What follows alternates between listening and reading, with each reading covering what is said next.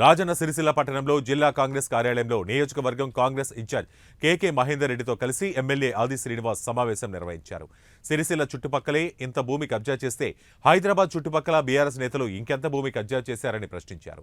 BRS హయాంలో Kaleshwaram, Sundilla, telephone tapping వంటి అనేక స్కాములు చేశారని విమర్శించారు. చట్టం తన పని తాను చేసుకుపోతే ఎందుకు భయమని కేటీఆర్ను ప్రశ్నించారు.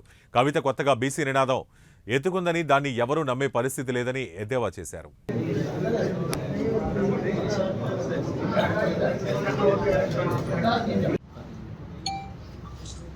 అందరికీ నమస్కారాలు. నిన్నటి రోజు కేటీఆర్ గారి అసహన ప్రెస్ మీట్ ఓవైపు గంభీరంగా మాట్లాడుతున్నప్పటికీ ఆ మాటల వెనుక బేలాతనం కనిపిస్తున్న సందర్భం. అడ్వకేట్లను మాట్లాడుతున్నా, లాయర్లను మాట్లాడుతున్నా ఎవరు భయపడకండి అంటేనే కుంభకోణం జరిగిందనేటువంటి నిగూఢ అర్థాన్ని ఆయన ప్రెస్ మీట్ ద్వారా చెప్పకనే చెప్పిన మాట సందర్భంగా చెబుతూ, ఈ సందర్భంగా ఒక కవిత ఇప్పుడే కాలం వస్తున్నప్పుడు మహేంద్ర నేను మాట్లాడుకున్నాం.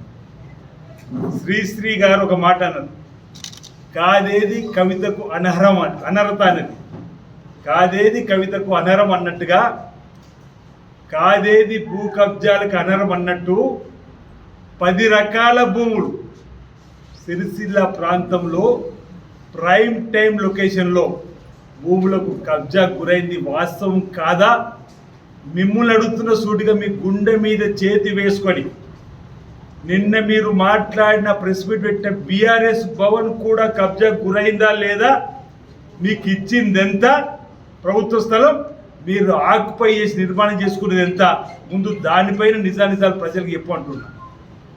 నిన్నటి రోజు మీరు పెట్టిన ప్రెస్ మీట్ బీఆర్ఎస్ భవన్ సైతం కబ్జా గురైంది కేటీఆర్ గారు.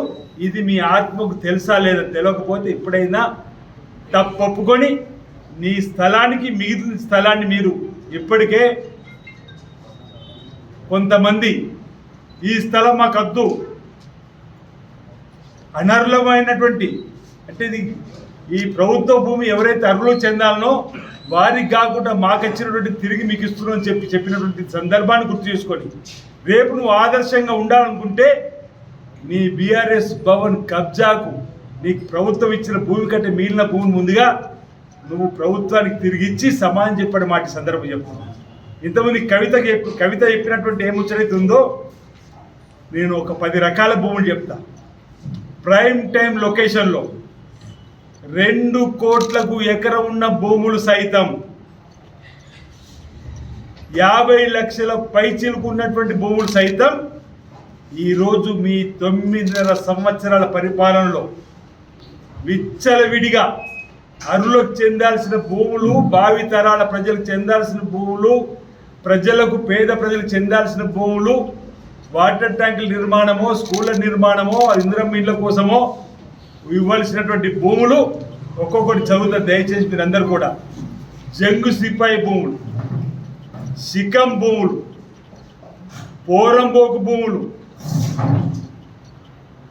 పంచరాయి భూములు, అసైన్మెంట్ భూములు, లావణి పట్టాకు సంబంధించిన భూములు, ఆఖరికి దేవాలయం సంబంధించిన భూములు, ఫారెస్ట్ భూములు, చెరువులను కూడా కబ్జా చేసే విధంగా. ఇంకోటి గారీజ్ ఖాతా, కేకే ఖాతా, ఆఖరికి 10 రకాలు ఏవైతే భూములు ఆనాడు భావి తరాల వారికి అవసరం అని చెప్పించినటువంటి ఈ భూములన్నిటి కూడా మీరు కబ్జాను గురి చేసి 1000 ఎకరాలన్నా, నేను హైదరాబాద్లో ప్రెస్ మీట్ పెట్టినప్పుడు 1000 ఎకరాలన్నా, అందులో పావుల వంతు ఇప్పటికే ప్రభుత్వం తిరిగి స్వాధీనం చేసుకున్నది, 200 పైచిలకు ఎకరాలు. ఇప్పుడిప్పుడు వస్తున్న వార్తల ప్రకారం ఈ సిరిసిల్ల, తంగలపల్లి ఈ చుట్టుపక్కల భూములే 1000 ఎకరాలంటే ఇంకా కాస్త దూరం వెళ్తే ఇంకో 1000 ఎకరాలు వెళ్ళేటట్టుంది ఈయన యొక్క అక్రమ అవినీతి పరిపాలనలు అన్నమాట. నేను పట్టణంలో దోసుకుంటున్నా, మీ పల్లెటూరు దోసిపెడుతున్నట్టు నడిచింది ఆ కథలది. నేను పట్టణంలో దోసుకుంటా, ఇగో పల్లెటూరులో మీకు దోసిపెడతా చెప్పనే విధంగా జరిగింది తప్ప వాళ్ళ పరిపాలనలో పేదలకు ఉపయోగపడే కార్యక్రమం ఎక్కడ జరగలేదు. ఇక పట్టణంలో జరిగినటువంటి ఈ కార్ రేసింగ్ చూసిండ్రు, గవర్నర్ గారు అనుమతి ఇచ్చిండ్రు, ఏసీబీ విచారణకు ఎఫ్ఐఆర్ చేసింది, వెంటనే కోర్టు తలుపు తట్టిండు. ఇక్కడ మీకు లాయర్లు మాట్లాడు కాదు, ఆయన ముందు లాయర్లు మాట్లాడుకున్నాడు.